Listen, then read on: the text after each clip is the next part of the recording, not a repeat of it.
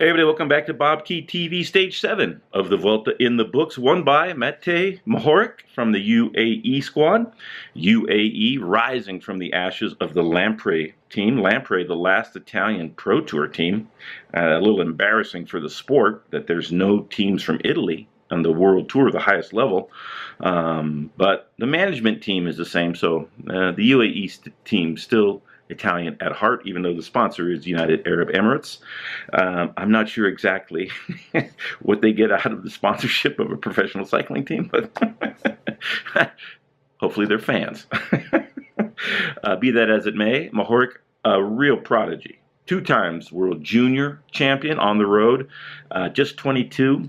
It's amazing to me that he's already done 4 Grand Tours, 2 Giros. This is his second Vuelta. He didn't finish his first one, but already a stage win in his young career. That's absolutely brilliant. Many pros haven't even done a single Grand Tour when they're 22 years of age. So hats off to Matej Mohoric from the UAE squad. He handled the breakaway perfectly. He was the strongest rider, and oftentimes the tactics, especially on a very testing course like the finale of today's stage, sometimes the tactics don't matter. Sometimes you're simply stronger than all the riders you're with, and that was definitely the case. Thomas de Gendt chased, Alessandro De Marchi was chasing as hard as he could, and Mohoric just pulled away from them and mauled them in the finish at the finish line. He led the last climb. Nobody could stay on his wheel. They barely caught him at the top, and then he dropped him on the run-in to the finish. So pretty impressive way, real panache. One with style, as you'd say. No changes to the GC. Chris Froome still atop the leaderboard, right in front of Esteban Chavez, Nico Roche, and TJ Van Garderen right in the mix, right where they need to be on stages like today. The Sky team, much more prudent in the way they handled the breakaway.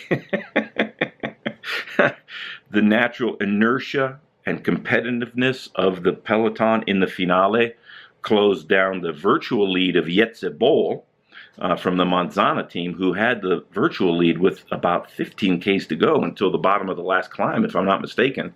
And then the inevitable acceleration from the peloton closed that gap down. But Jetse Bol moves way up from 32nd, I believe, way up into the top 10 in the overall standings.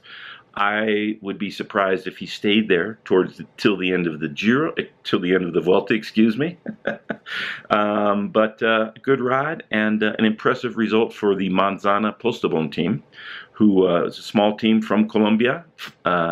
7 Colombian riders on the team, their first Grand Tours, all of them neo-pros. So pretty good riding from the veteran on the squad, Jetse Bol.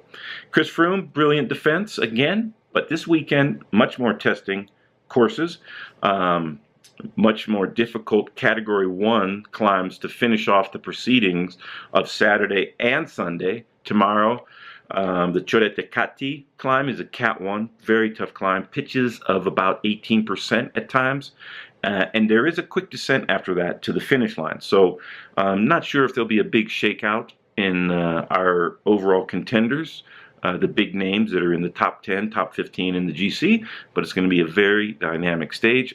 Another chance for the breakaway to succeed, and I'm going to pick one rider, and I want everybody to write in and tell me out of the field of Vuelta riders, who's going to be in tomorrow's breakaway. I'm going to say Davide Villela from the Cannondale squad will find his way back into the breakaway after a couple of days not in the breakaway.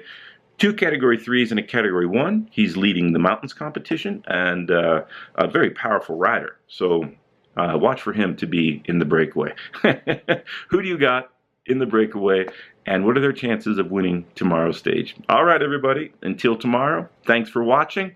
It's been really fun bringing these recaps.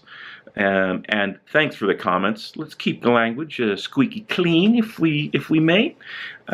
Or you might be asked to remove yourself from the comment section. I want a civilized place without acrimony, without inappropriate language. And if your first or second grader was reading it, he might not understand, he or she might not understand all the words, but at least would not have to maneuver through words that are pretty uncomfortable for the more genteel ears and and our young people. Thanks a lot, everybody. Till next time.